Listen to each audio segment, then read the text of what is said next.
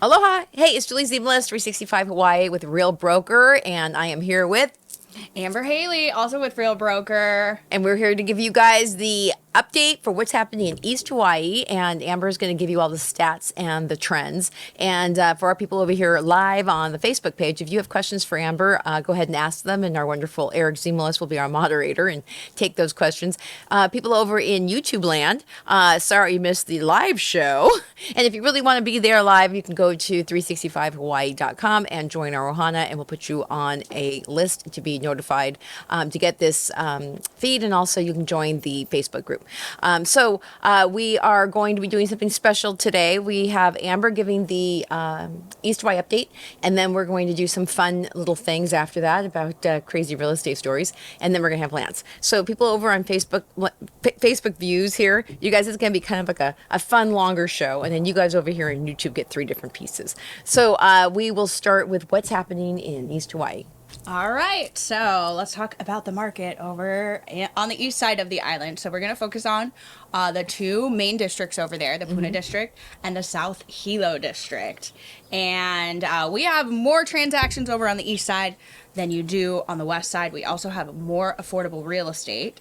And let's talk about what the median price is for the last month. So it's been a month. Yeah, things have been changing out in the world in terms of like buyer demand and stuff like that. So it'll be interesting to see what's happened this month versus last month. Okay, let's hear it. Okay, so let's start with South Hilo today. Okay. The median price for single family homes, which is what most of the real estate transactions with clients that I work with buy, and most of what we have. We don't have a whole lot of condo sales or even vacant land sales in Hilo, so it's mostly single family homes, so that's what we're going to focus on today for this market update. But there were 19 single family homes that sold in the last month in the South Hilo District, and that's not as many as the month before, where it was 24 single family homes. A year before, it was 27. So we're seeing less sales. Right, a decline. And the median sales price is $598,000. Whoa, did that go up? Hilo. It did go up. Sorry, 595,000. Okay. But which is very close to what I said.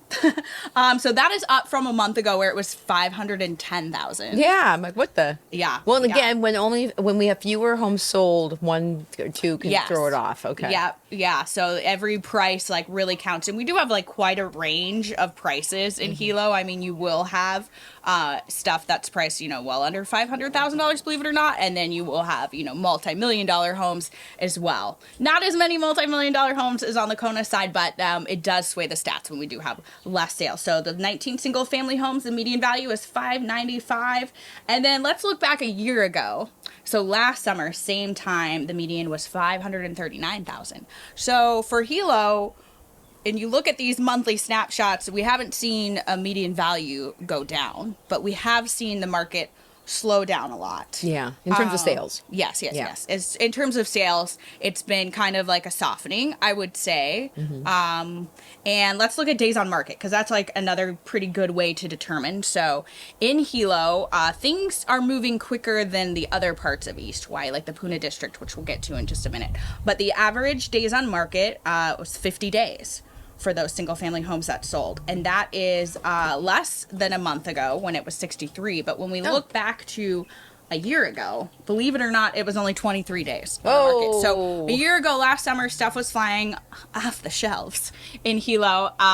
Those homes were selling very quickly. I mean, there's never really that much inventory in the South Hilo District compared to the Puna District. So when people find the right house, I always recommend like make an offer, because there's just not that much in some of those like desirable neighborhoods. But days on market is 50, and again, it is a little bit faster than last month, but overall definitely a slowdown from a year ago. So the bigger trend there. And then what's the list value? So list to sales price, 97.34% was the final list to sales price. And that is actually up from a month ago where it was 93.9%. So yeah, we were kind of making fun of homes on sale. You must have listened. Yes. Yeah. So things are selling closer to list price in the Hilo District, or they did sell. And then a year ago was 99.38%. So almost exactly things were selling at list price. Yeah. So we are down from that. But those are some interesting stats for South Hilo. What a difference a year can make. Yeah. When those interest rates go up and the market kind of says, "Meh." So, Do you remember what the rates were at exactly a year ago? I'm trying to remember. Last summer, like right at the beginning of summer. I'd have to look it up. it probably, get this, the prices were not like really super low. Yeah. They were already kind of sneaking, but they really snuck up in the fall. They really And then did. they haven't come back down Yeah, since. yeah. So I'd say probably this time last year was probably like, I see like maybe high fives. Yeah. Yeah, we should look that up because it'd be interesting. When does the market actually move? They have said, because our little people like Joe and Lance, more so Joe because he does this for a living with mortgages. I think he said that the market will start to cook again when we get into the fives again. So people perceive the fives to be kind of affordable rates, where 6 and 7s are still like, I don't really want to do this right now. And there does seem to be a lot of buyers on the sidelines waiting for things to happen. And I did hear recently, and that's why we have a mortgage professional come in once a month and talk to us. I did hear that consumers, the inflation rate has gone down, so the Fed might lower rates in September. But then today we heard wholesale inflation has gone up a point. Oh. So if it's still going like this, and then the Fed says no rate cut for you. So yeah. So we see, and We shall see. All right. So, should we move down a little farther south to the Puna District? let's do it. Let's see how it goes. Let's see how Puna compares. So, there were 56 single-family homes that sold since we've last done this update in the Puna District, and that includes all 3 of the lava zones there. So we're going to bunch them all together, 56, and that is quite a bit less than the month before. Quite a bit. So the month of May, there were 73.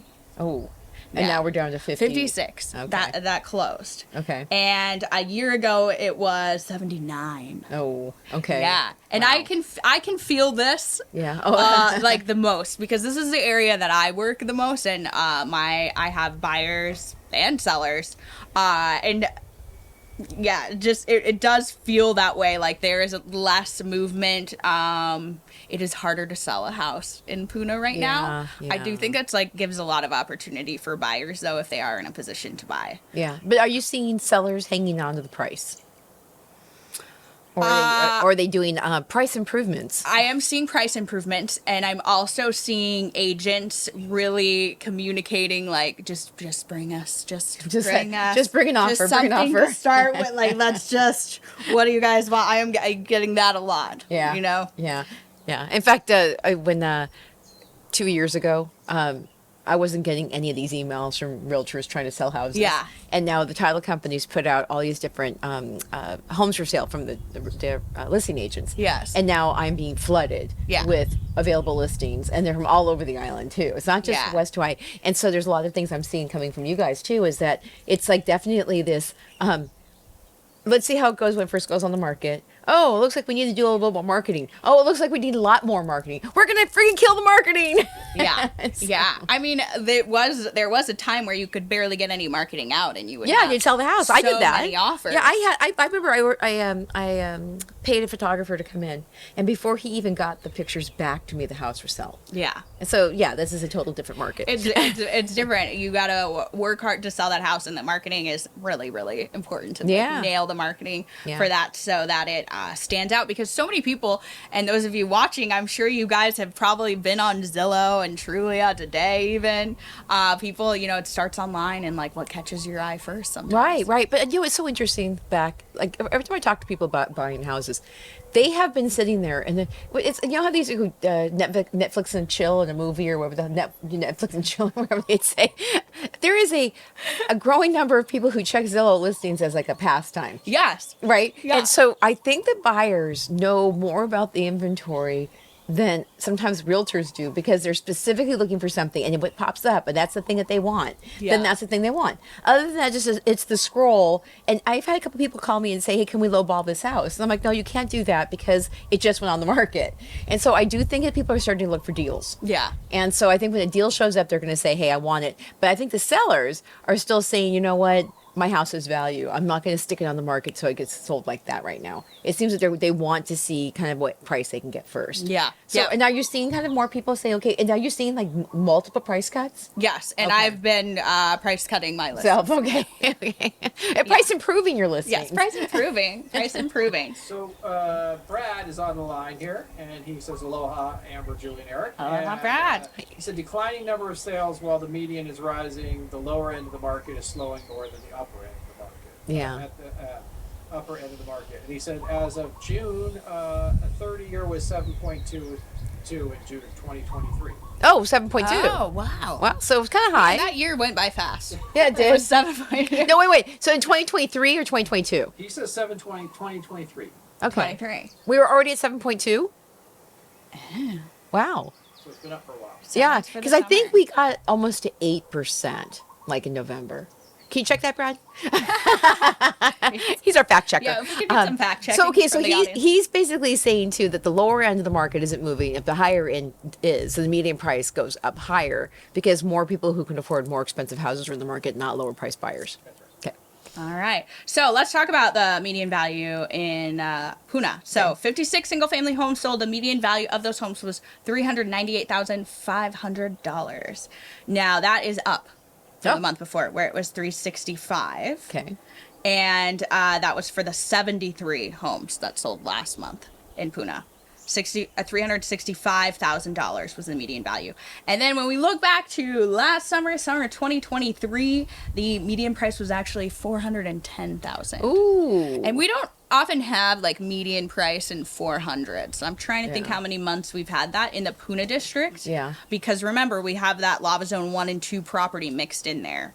So there is quite a range. But yeah, so a year ago when there were 79 sales, in May of 2023, that was 410. So that feels like very much like exactly what I'm seeing, what I'm Yeah. feeling, what my clients are experiencing. Yeah, and also I think too, because I had the bonds, people were starting to realize they were priced out of West Hawaii as well. Yes. And then they started moving their money over to East Hawaii. Yes. And it was still in that I gotta buy something kind of experience. And now everyone's just kind of going like this.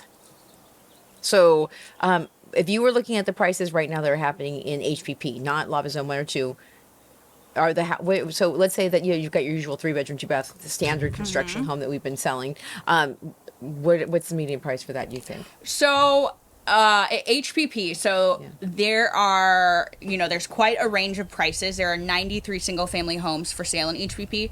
Now, not all of those homes have like county permits. So when I say single family homes, Yeah. like just know that that's what's coming up on the MLS, but some of them do have like permitting issues. So you will see there are a handful that are on like the really, really cheap end. So there's even one or two, maybe under $100,000 without county permits. And then there's a few, I think there's 3 right now over $1 million. Oh, they're still sitting there? And they're yes. And then there's some that are like close to the $1 million mark. But if you're buying like a new construction in Hawaiian Paradise Park, like a 3-bedroom, 2-bathroom, there are some 4-bedrooms on the market that, for the most part, you're gonna be like 500,000, and then up to. I see everything from 500 to like 800,000. It really kind of depends on the construction and the finishes and like how custom the home is versus kind of your like base package, like HPM, kind of free prefab model. But I do have buyers that are closing next week on a beautiful 3-bedroom new construction for 500. 500. Yes. Okay. Yeah. Okay. So that's okay. That gives you at least an idea of kind of like those seem to be popping up all over HBP right now. So it kind of gives you an idea of almost like a cookie cutter neighborhood experience where at least you can do apples to apples a little bit on those houses because there's quite a few of them out there right now. So 500 because they were like 450 for a while and they were 475 for a while. There's a lot Now that they're is 500. listed though right now. Well, Okay. like above 500. There's not that much listed at 500, but they're sitting. Okay, they're sitting. They're sitting. Okay. Yes, yeah. So when we do see like a slowdown of the market, what that means for you as a buyer, if you see like, when we're talking about, well, let's talk about the average days on market. So average days on market for Puna last month, remember we talked about how it got to 90 last month? Yeah, which it was really pretty high, slow, like the highest that we've probably seen since we've been doing these updates. So this month it was 73. So a little bit faster, but 73 is still, more days than we've seen in years probably since we've been doing these updates as well. And then a year ago it was 77 so for the month. So we're like pretty close to where we were at a year ago. Okay. But, you know, we'll see because it was 90 days. So, you know, we'll see what the stats say next month. But when things kind of slow down, that gives you like more opportunity as a buyer to like, you know, ask for things that you want. For example, like some of these new constructions, the builders are willing to, you know, you want to swap out the hot water heater, credits for appliances, let's get a credit because the property's unfenced, or will you pave the driveway for us? There you go. And this and that. So the builders I've seen are like really willing to do stuff. Right. They're trying to get because those they're off the trying to get to market. the next project. Right. And not have these like vacant brand new construction homes just sitting.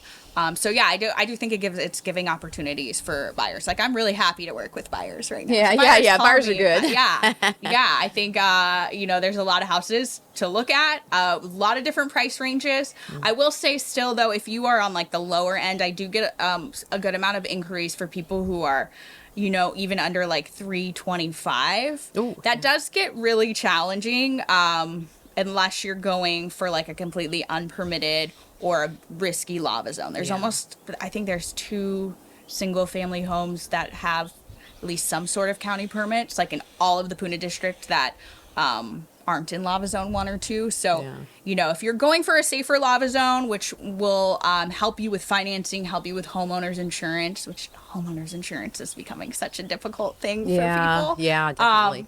You know, that there's not that much like super, super cheap.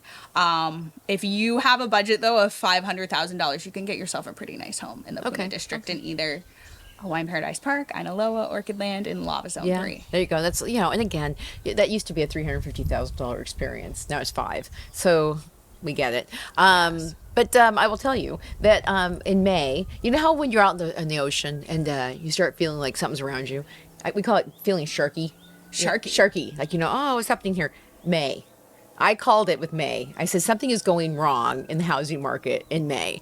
And they just did all the numbers and it came out that there was almost a standstill, a frozen market in May, which would then roll over to June, which showed up in your stats as 90 days on the market because there was this huge like, and so now they're saying people are starting to come out of that a little bit. And with that consumer confidence a little bit, houses hopefully are starting to move. But I'm telling you, when they go back and they show the little thing, they're going to say May 2024 because there was like no calls.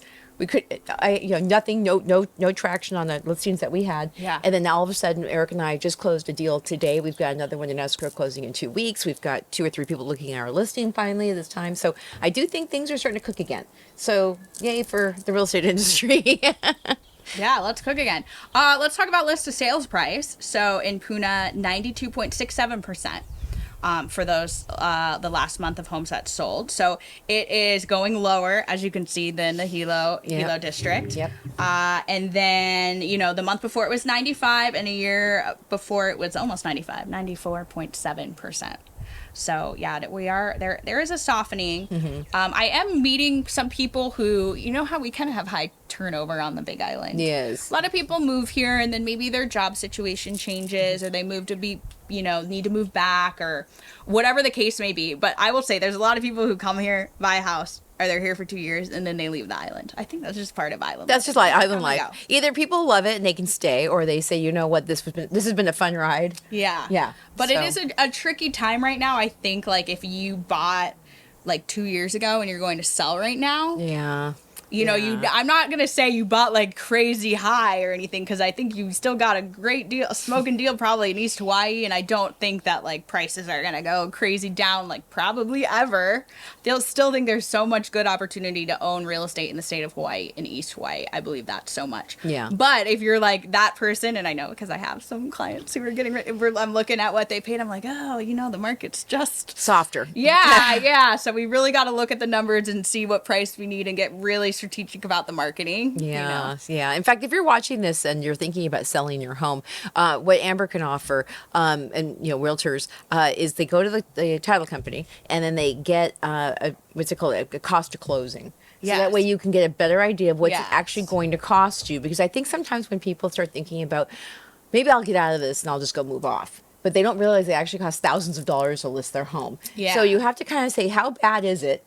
Yeah, there's a cost to sell a home. Yeah. And buy a home. And I think that because there is some softening here, that it's kind of like a low ebbing time to do that. And I'm hoping that in September, and I know everyone's kind of like, well, and everyone says you can't really guarantee this, that if there is a rate drop, more people can afford to buy homes. And I think that would be good for East Hawaii specifically, right? Yeah. Yeah. So it's, it's just, again, sometimes I've talked to 2 or 3 people, and I don't know about on your side. I don't think it's bad on your side, but the condo issue over here is a crisis. Yeah. The HOA fees all went up like a couple $100 a month. And that really adds up. Right, especially when you're on a fixed income. Your monthly payment for most people. Yeah, and it's never going to go away, and that's now the cost of your house. Where at least when you buy a single family house in East Hawaii and you got your mortgage, nobody's going to jack your mortgage up by $200 a month. Yeah. And so it's almost like a safer bet at this point. So what's happening now is that a lot of people in the condo market here are saying, I can't afford it. So, yeah. So it's an interesting time right now. Yeah. And I do have, that was a great tip that Julie gave about if you're thinking about selling and going to a title company and getting an estimate. Because I know people, your clients maybe ask you a lot, like, oh, what are my, even buyers, what are my closing costs going to be? What are, and you're like, and we can kind of, like, we know what typical closing costs are, and we can tell you that. But 1%, I think, of the price of the house. There's a kind of like something people use as a ballpark. Yeah, we can give you like a ballpark and say like, well, traditionally, this is what the buyer and seller will pay for, but it's so different for every transaction. So I'm really hesitant to like throw out numbers because I know when I bought my house, my closing costs were way higher than what you I thought. was estimated. Yeah. And it's so specific to like, where people are residents, like the property taxes, like there's just so many things. And then what was in your purchase contract, because people's contracts are written differently, like what cost the buyer and the seller will have. So really the only people who can tell you like an exact number are the people, at the title and escrow company who are calculating that or give you a much better estimate than your real estate agent. Because not only is it they add your commission fees in for having your agency, but also they've got conveyance tax. They've got if you're HARPTA, FERPTA, and then also again it's just like what it costs to actually get title insurance and the lawyer's fees. So selling real estate ain't cheap. Yeah. So that's why think if you think that your price you might like you're thinking, oh well, I've lost about $20,000 in equity in my house, I'm getting out. It's like, oh, you better think twice about that because it might cost you a heck of a lot more than that to actually get out. Yeah. So, and that's another thing that realtors do. They counsel you on what's happening with the market, and they do stats around your area so you can actually see where you're at. Mm-hmm. Right. And see if it makes sense, know. And, sometimes people sell at a loss and sometimes people sell at a huge gain. Yeah. But the good news, I think, for everybody is that there's still a lot of opportunity, especially for buyers who I'm going to assume the vast majority of people watching this are buying. You can still get a great, beautiful, affordable house in East Hawaii. I know the rates are higher, but, this is kind of the world that we live in now. Right. And it looks like there's plenty of, homes for the picking. So, yeah. And like Amber said, that you get, having an opportunity to talk to the person who just built your home and get like all these little freebie add-ons. Fencing, because I have my friend who just did that in East Hawaii, is very expensive. Oh my goodness. Extremely expensive. So if you can get a builder to actually throw in fencing your yard. Yes. You know what, you guys, seriously, that's like thousands of dollars. So tens of thousands of dollars. Yeah. And also, you know what? Get it what you can, because this market just seems to be doing this. So yeah, I will tell you, there are a lot of sellers right now today in East Hawaii who are very eager to sell their homes. So yeah. Okay, that's another thing too. Wouldn't you say if a house has been on the market for more than well, we got our average days on market right here. So in Puna, more than 73 days. Yeah, so if you see a house that's been on the market for 73 days, you probably have a very motivated seller. Yeah. They're probably going to give you some seller concessions. I really probably anybody more than 60 days. 60. Okay. But if we're looking at average, and I look at these averages a lot and I use them a lot when I'm negotiating and when I'm helping my clients pick a price. I mean, ultimately, the price that you pick to offer, what we can do as realtors to help guide you is show you all the comparable sales in the area, over the last 3 months, 6 months, and compare them to the house that you're buying. But really, at the end of the day, it also comes down to the seller's motivation, the buyer's motivation, what can be negotiated, and all of that. But yeah, it's really good to know how long a home has been sitting on the market, because that is one of the best ways you can negotiate. If it's been sitting a long time and there's no like major red flags about a property, like it's nothing crazy with the permitting, it's not in a risky lava zone, and everything else looks great, it's a great house, it's priced too high. That's what it is at the end of the day. For the market that it's in right now, it's priced too high. Yeah, so you have some room to negotiate. Right, because that's a house that's not priced to sell, or it would have. Yes, or it would have. So yeah. Okay. So is there any other questions that might be coming in? Oh, we're good. Okay. So we've got more to talk about real estate in general in our next little segment. We are going to now take a break over here, and we're going to say thank you to Amber, because she is an amazing person, knowing the stats in all of her neighborhoods and working with a variety of people, where she has a ton of expertise and understanding a lot of the buyers' motivations and sellers, right? Because that's knowing the two, right? That's really important. And sometimes I don't think realtors get enough, recognition. Yeah. For understanding the psychology of buyers and sellers, and how you can like make deals with each side by understanding that. And also, and what I've learned too is also knowing the other agent on the other side, and then being able to call them and say, so what's happening with your seller? So yeah, that's why realtors are amazing. So okay, so we will see you guys next month with the East Hawaii update for August. And for now, we're going to say aloha, and we will see with you soon. Aloha.